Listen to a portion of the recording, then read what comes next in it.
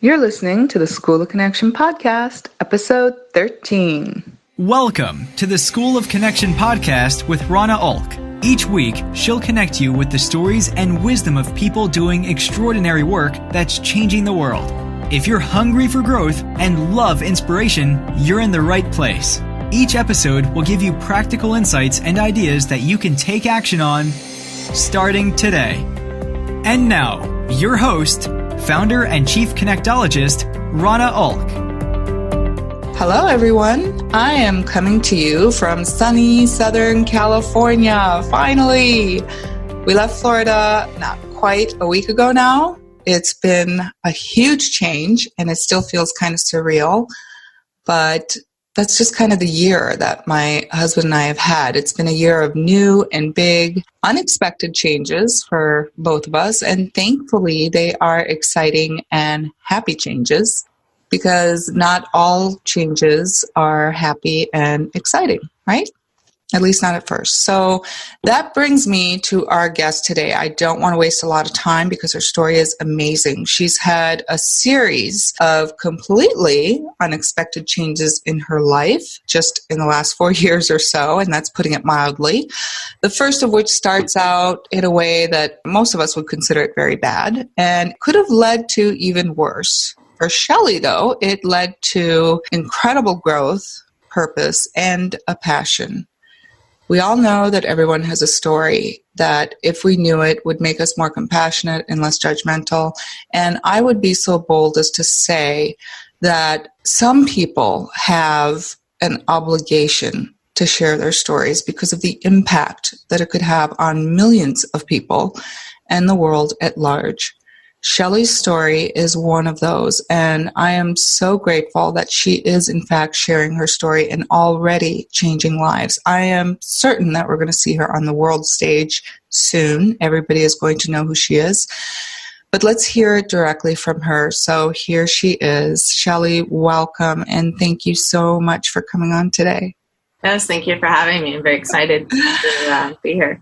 So let's start out right away with this. If you had your way, if your mission succeeded, how would the world be different? Well, stigmas would be erased. Mm-hmm. People would be more compassionate and understanding, more empathetic. We would all get along better. For sure. For sure. Yeah. And I think it would be fair to say that the stigma that we're most talking about here is what? Stigma of having a criminal record. Yes. Yeah. So, Shelley, you have a criminal record. I do. Okay. So can you tell us how that came to be and what that defining moment in your life was? I'll bring it back a little bit to my childhood because I believe that has a lot of relevance as to why I chose the path that I did. Because statistically, 70% of children do follow in their parents' footsteps. And so I grew up with my dad, who was very heavily into drugs and alcohol and in and out of prison a lot of my life. So that was kind of the norm for me. He got me drunk for the first time at the age of 11. And he told me, I remember in high school, he told me, if you ever get any drugs, you have to bring them home and share them to me. That is the rule of the house. So, being in that type of environment definitely, made it, like my dad promoted it. It was like cool, So of course, I wasn't against experimenting or trying drugs. And for my teens and my early 20s, I experimented a lot, but I didn't become a full-blown addict, I would say, until about 26 when I started to heavily use. Well, I started smoking marijuana and I tried LSD, but then I got into meth, and that's when it was all downhill for me. And so at about what age did you start using meth? Heavily. Well, I started using meth right after high school. I started experimenting with it, but it didn't become a daily thing for me until I was actually 25 now that I think about it. Yeah, because I remember on my 25th birthday, I weighed about 118 pounds. So I had been using it Right. Yeah. Prior to that, I weigh 145 now. So Wow. And yeah. a lot of people don't come back from meth. Am I correct? No, it's very hard to. Mm-hmm. Yeah, it's very hard to come back off of that. It's very easy to pick up and put down and pick up again and put down again and pick up again. And that's kind of how my life was. It was this roller coaster of using and then stopping for a minute and then using again and stopping for a minute.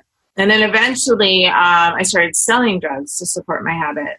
And I moved out to North Dakota because I had left. I was engaged to be married, and my fiance, I had found out, was cheating on me. So I left him. And my friend told me about the oil boom in North Dakota and said, you know what, you should really go out there, and bartend. You'll make a truckload of money. There's nothing but, man camps down there, nothing to do. All people do is drink. So just go down there, see if you can get a job bartending and just, save up a bunch of money. So I said, okay. Now, at this point, I'm going to jump in just for a second because this has relevance later. Yeah. You were going to go there to bartend. At this time in your life, were there any other skills or education that you had accumulated besides those? So I had some college, but I didn't have a ton of skill sets or experience or anything like that.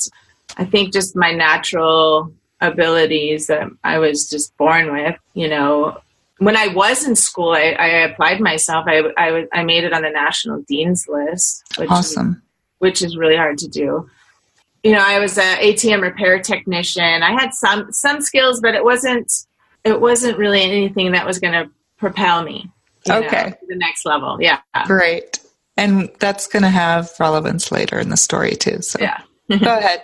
So you went to North Dakota. Yeah. What did you do there? Did you indeed start bartending? I did. I found a job online for a bartending position, and I went out there and I started bartending. And at this time I had been sober for a little while because me and my fiance, we moved out of California to get away from the drugs and get sober. And then when I found out he was cheating on me, of course, I wasn't going to stay there with him. And I didn't want to go back to California because I didn't want to get back on drugs. So I went to North Dakota and got on drugs there. Wow. Well, unintentionally, though. So the first night I got to North Dakota, one of the bartenders there, I ended up having to stay with her for a little while. And what did she have? Oh, meth. So I thought to myself, I'll just try it. I'll just do it this one time. I'm not going to touch it again. I'll just get high this once. And of course, yeah, that's not how it works. And it was downhill after that. And it just progressively got worse and worse. And the prices of meth out in North Dakota are way more expensive. Like you'll pay for a gram of meth in Sacramento. I don't know the prices now, but probably like $30-$40. In North Dakota, the same amount is $300. Wow. So, that's an order of magnitude, like 10 times more. It's what you're saying. Yeah, it's crazy. And so it's difficult to support the habit. Yeah, absolutely. And that's kind of how I got into selling it. And not only that, but the prices in North Dakota were probably comparable to San Francisco's prices, for rent and things like that because of the oil boom. Yeah. They were obviously taking advantage of all the people moving there and jacking up the rent prices and everything else. So it was very expensive to live there. And not only that, but very expensive to live there and then be a drug addict. So, wow. Yeah. Which I didn't want to get back onto drugs, but, that's just... Once you are, now you've got to support the habit. That's the most important thing. And so you started selling. Yep. How long were you selling for before you got caught? Not very long. Maybe a year or so. I never really figured out exactly, but it wasn't too long. When you live in a small state, I guess you can say, the whole entire state, there's like 1 million people in the whole state. So you live all these little tiny towns that you live in. Well, the problem with living in tiny towns is everybody knows your business and everybody knows everything about everything. So if you think that you can go into one of these small towns and be incognito, good luck. So my, eventually, word got out what I was doing. Even though I tried to be very discreet about it, I wasn't like this crazy flamboyant drug dealer that was, I would just try to sell to select people and, usually try to keep it with people that had jobs, that weren't out running the streets at night, getting into trouble, because I knew that would probably be the quickest way for me to get caught, because if they got caught, they would spill the beans about me. Exactly. But, yeah. So how did it go down, Shelley? What happened? What did getting caught look like? So getting caught, it's weird. It's very strange how the feds work, and it's not cool. But what they do is they build a case on you. So they continue to let you break the law so that they have more ammunition against you. So when they do finally decide to arrest you, you are screwed. Like, there's nothing you can do to fight it. They have you. And so they were building a case on me. And one of the ways that they were doing that is every time they would make an arrest and they knew somebody was using meth, they would ask and inquire about me. And if they knew anything, and they started to offer people money up to $5,000 to tell on me. And at the time, I didn't know all of this. So, but what happened was they found a girl and they said, listen, she got caught with drugs and she was trying to get her kids back. And so what she did was they said, listen, we'll help you get your kids back and we'll make these charges go away if you work with us. And here's what we want you to do. We want you to do a controlled buy from Shelley. We know that you have connections with some of her inner circle. And so if you do this for us, we'll give you your kid back. And, what are you That's, do? Of course, you almost can't even blame her. No, I can't. No, not at all. So she actually did know one of my inner circle friends, somebody that was very close to me. And my friend said, hey, I know this girl that's looking for something. I don't know her too well, but I think she's trustworthy. And I said, okay. Well, if you say she's okay, then, I'll meet up with her. He told me that she wanted to buy an ounce. So I think I sold the ounce to her for like $5,000, some crazy amount. And, I was very naive at the time. I didn't know how the police worked. I just, had I been a little bit more street savvy, I probably would have figured out that it was a controlled buy. But so I met her in a parking lot, which is probably one of the worst places to meet somebody, because that's where they do sting operations, because they can surround the whole entire area with video and audio surveillance. And that's exactly what they did. And she was wired up too. So they got me on that one controlled buy. And it wasn't until 6 months later they arrested me. And I was actually at my friend's house, and they had heard that I was over there. And so they showed up about 4:30 in the morning, banging on the door, yelling, Shelley Winner, get out with your hands up. They were all, full gear, assault rifles, the whole 9 yards. I was asleep. I'd probably been up for a couple of days, so I crashed out, and I was woken up to this, and it was like one of those moments where it was just surreal. Like, everything kind of was slow motion. My brain was trying to process what was going on, but it was like my brain knew I was in big trouble, but I was just waking up.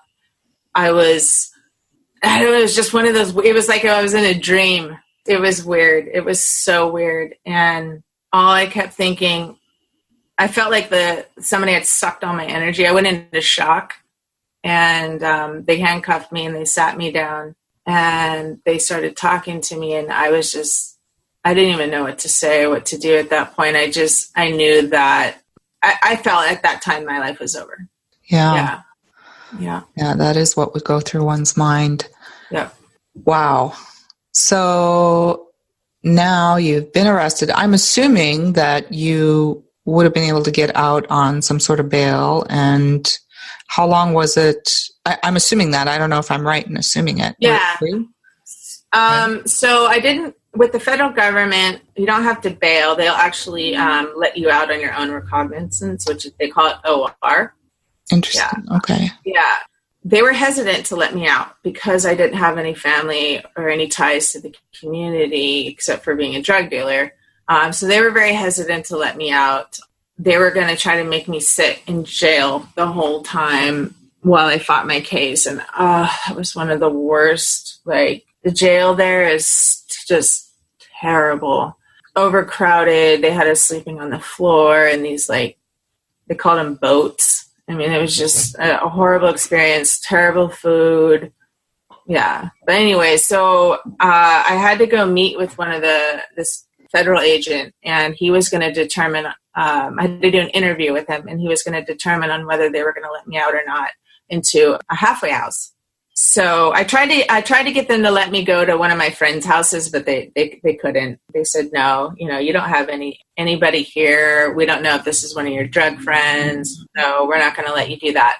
But we will send you to a halfway house in Mandan, North Dakota. So I went to this halfway house. They let me out after about 7 days of sitting in jail, detoxing, withdrawing. It was terrible. Because not only was I doing meth, but I was also doing heroin. I was doing pills, but then I would supplement. When I didn't have any pills, I would supplement it with the heroin. So I was coming off of heroin, pills, and meth. Yeah. And is there any kind of support? Look, let's be honest here. A lot of people, unfortunately, would say, people who break the law, that's what you get. Yeah. Too bad. I am not of that opinion. I think that, people should still be treated humanely and that people make mistakes. But you're saying that you did not get any kind of support or attention to go through the withdrawal in a safer way. Nothing at all. And if you ask for help, they would laugh at you, basically. Like, It's just something they do not care about. There might be a couple jails out there that would offer like help or support to somebody, maybe if they were like on the verge of death, because depending on how bad your heroin withdrawals get. But for the most part, they don't really care. They want you to suffer through it. So then you're in there 7 days and you get out into a halfway house. Is that correct? Yeah. Yes. How long are you in the halfway house before you wind up in prison? So I'm in the halfway house for 3 months. And then I decided to leave and go to a treatment program. So I had to get approval from the judge to go into this faith-based drug treatment program called Adult and Teen Challenge. And then I was at Adult and Teen Challenge for another 6 months. And then I turned myself in while I was there. So altogether, so you weren't required to go to treatment. You went because you wanted to. That was a reason for you to be able to delay going to prison, but you had to turn yourself in. Well, it didn't matter. They were going to either keep me at the halfway house or I could go into treatment. Okay. I could do my, because they weren't going to let me leave the halfway house unless I went into a treatment program. Then they would make that exception. But it was either the halfway house or treatment. And I thought, what's going to help me be a better person? Yeah. What do I really honestly need right now? I need help. Awesome. So I said, I need God and I need help. I need treatment to learn how to, to learn the skills necessary to live a sober life, because no one had ever taught me that. So, and I knew that treatment would. So I went into treatment, even though my probation officer and my lawyer both told me that I couldn't. I applied behind their back to Teen Challenge and I got accepted. Then I contacted my lawyer and I said, listen, I got accepted into the treatment program. I really want to go. Please don't make me stay at this halfway house. It is not benefiting me at all. He says, well, the only thing I can say is we can just request it from the judge. He may or may not let you go, but we'll try. And he says, but you're going to have to convince your probation officer, because I don't think she's too happy, because she had found out I applied behind her back after she told me no. So she came to see me and she's, she wasn't happy. She's like, why did you go behind my back? I said, listen, hear me out before you get mad. I said, I need help and I'm not getting the help that I need here. This is not a good environment for me. There's people using here. I said, I need to get out of this environment and I need to learn how to live a sober life and learn the skills to do that. And so after I told her that, she really couldn't argue with me about that.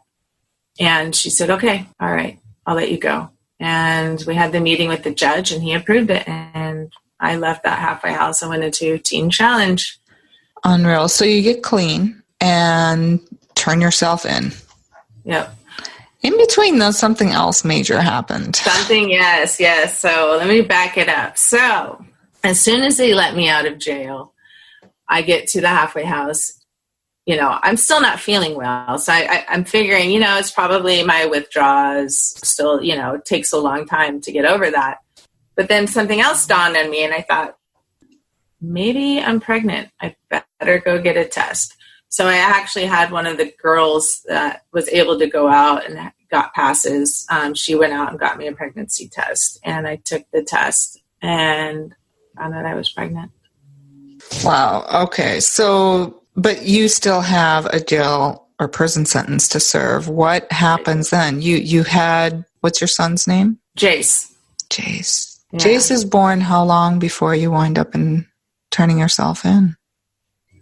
So he was born 2 months before I turned myself in. So he was born October 1st, and then I turned myself in December 1st. That had to have been one of the hardest things you've ever done. Oh, absolutely, for sure. The thing that made it bearable was the fact that he was going to be with my mother. I don't know if I could have handled it if he went into like a foster care with some stranger who I didn't know. Still, gosh, there's so many places that we could go with this, but I mean, that requires a lot of strength, and nobody's coming and dragging you to prison. You just knew that you had to serve your time. And how long was that? They wanted to give me 10 years, but by the grace of God and the judge was lenient with me because I didn't have a long, extensive criminal history. So he ended up giving me 4 years, which is still quite a long time, especially for a drug offense. And especially when you've just had a baby. Yeah. That's a long time to be away from your baby. Yeah, I completely agree. So he gave me a 4-year sentence, and he told me, Miss Winner, if you stay out of trouble and while you're in prison and you do the drug treatment program, you're going to get your good time. And then you're going to get a year off your sentence for completing drug treatment. And then you could get up to a year in the halfway house. So he says altogether, you're looking at a year and a half or a little bit more, maybe a year and a half, a little bit more time that you actually do in prison. So when he worded it like that, I felt a little bit better. Yeah. So then what happens? I mean, so now our audience knows how you wound up in prison. And this is where things, like I said in my intro, could have taken a turn for the worse, right? You go into prison. A lot of people come out of prison completely lost. You now have a felony on your record, and felons don't get jobs. They don't get to vote. There's a lot of stuff that happens. So they don't get to rent places to live. I mean, yeah, it's crazy. It comes up in every background check. So, and most of us would have the impression that somebody who's committed a felony and who is a felon is a really bad person, right? Mm-hmm. So, but that's not so. And you are an example of that. So what happens when you get out? So I think what I should kind of discuss is what I did while I was in to prepare myself when I got out, because I think that's the important thing, that you have choices of what you can do in prison. You can spend your time playing cards or gambling, or you can spend your time taking programs and doing drug treatment programs and in classes and whatever else to rehabilitate yourself. So what I did was I enrolled in every single program that I possibly could to set me up for success, to teach me the soft skills and whatever skills necessary that I needed to learn to help me be successful upon reentry. And one of the biggest and best programs that I did was the Defy Ventures. And that was really what excelled me.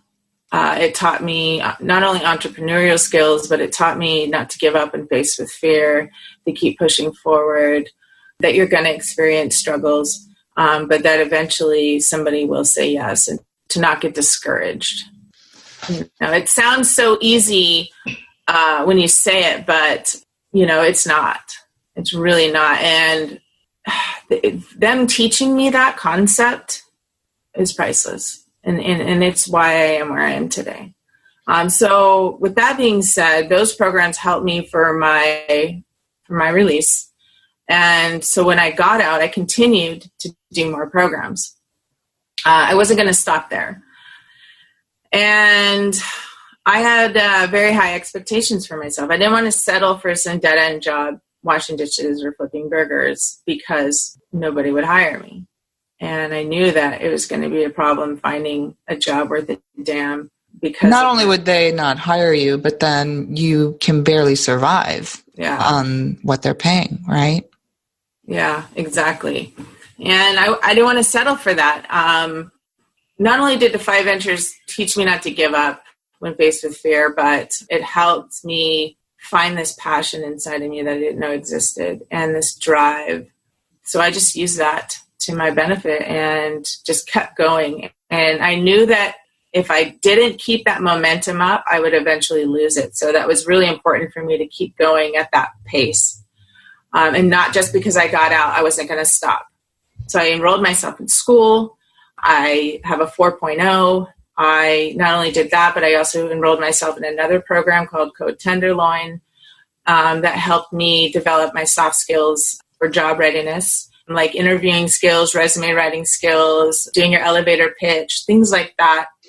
Now, just for our audience, so that they understand this, I think it's one thing to be taught skills, job skills, but you can be taught all the job skills in the world and still not get a job, especially having been in jail or prison and coming out. You're probably feeling terrible about yourself. You're probably suffering from low confidence. You're probably scared to go out there into the world with this felony on your record, not knowing whether you're going to get a job. So the soft skills you're talking about are that they also taught you how to overcome some of those emotional and mental challenges that might hinder you regardless of your hard skills. Is that correct to say? Yes, absolutely. Absolutely. I was just determined. A little bit might have been a chip on my shoulder too, just to show society like, hey, I'm not what you think I am, and watch me excel, watch and see what I can do. And having that mentality is why I've gotten where I am today. But I think the most important thing is just having that persevering. When you get the opportunities though, like the interview, really selling yourself and building up that confidence. And the only way to do that is to do some kind of a job readiness program or have somebody coach you, because I wouldn't have killed it in that interview and got hired right on the spot if I didn't have all that prep work prior. Are you able to tell us where you got hired? No, I can't. But I can say it's a multinational tech company. So It's one of the biggest tech companies in the world. Yeah. So we can say it is one of the biggest, if not the biggest, I guess. And you're probably living somewhere else in the galaxy if you've never heard of it. So you're definitely not on planet Earth. Okay. But it's a big deal. And I think that's the climax of the story, is that not only did you get a job, but you were given a second chance in spite of the mistake that you made. You were given a second chance, and it took Defy Ventures. What is their mission? Their mission is to transform the hustle of the incarcerated. They believe that there's a skill set to being a drug dealer or a gang leader, and they're very similar to CEOs of major corporations. A lot of the same skill sets. So their mission is to grab those people and transform their hustle into something legit, and teach them how to use those skills that they had being a successful drug dealer or a successful gang leader, and transform that in having their own businesses. And well, the ultimate rehabilitation for somebody who's been incarcerated. And a way to ensure that people who leave prison do get jobs so that they can support themselves and sustain a life outside of prison and not go back, basically not go back to what they were doing before and wind up back where they started, which is a big deal. Recidivism rates are very, very high for people who've been in prison. 60%. And that is why I want to start my nonprofit and teach the inmates how to be software engineers, because I believe that that is a skill that they can get out and they can make amazing money. And there's such a shortage right now with... There is, yeah. And I want to get into these tech companies and I want to say, hey, listen, you guys need software engineers. Why don't you hire my top graduates from my program? Well, okay, so that's awesome. I want to mention, though, before we run out of time here, you have now been speaking on stages and in interviews everywhere, and we're invited to Berlin to speak, and you are invited, once again, going to Germany to speak. Why are you on these stages? What is your message on your soapbox? So my message is break the stigma that people have about hiring the formerly incarcerated. When I get up at these stages, at these events, I'm usually in front of the CEOs of these major corporations. I'm in front of all the hiring, the recruiters, the people that do the hiring, the HR. And so it's like the perfect platform to me to really share my message and show them that it's not as scary as they think, that hiring people with a criminal record can be a rewarding experience, not only for the person with the criminal record, but also for the company too, because, people with criminal records, they've done studies that they perform just as well, if not better, than people who don't, and that they have a sense of loyalty and passion, and they're more grateful for the opportunities that are given to them because of what they've been through. So sharing my story helps me convey that message and change people's hearts and minds.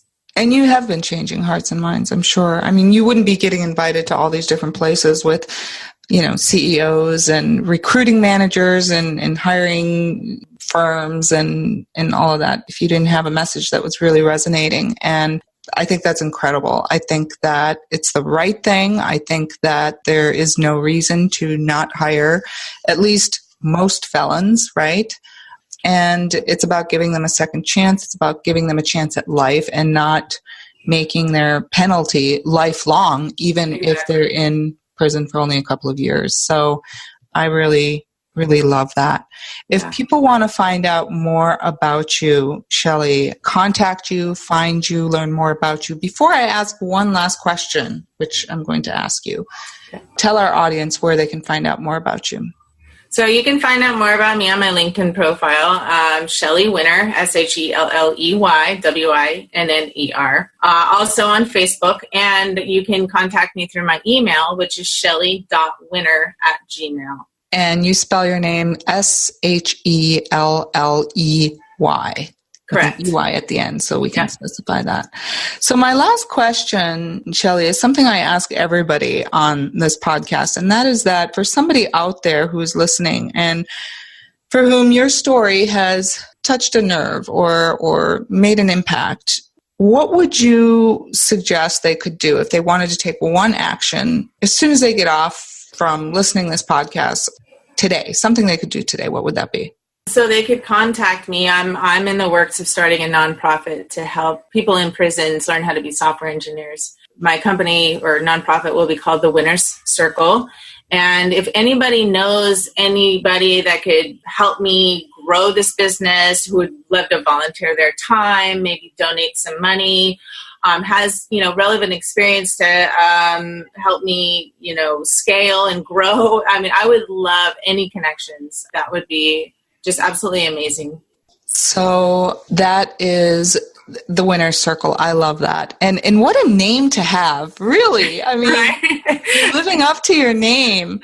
So you're in the software field, you're in the computer tech field now, you're going to school, you're finishing. What's the degree you're getting? Computer science degree. Computer science degree. And you're creating the Winner Circle. You've just applied to become a nonprofit. Yes. Okay. Yep. So anybody out there who is listening, please, if you have any tips, resources, contacts, funds Yes. for a good cause, and all the relevant links are going to be in the show notes as usual, where you can get more information about all of this.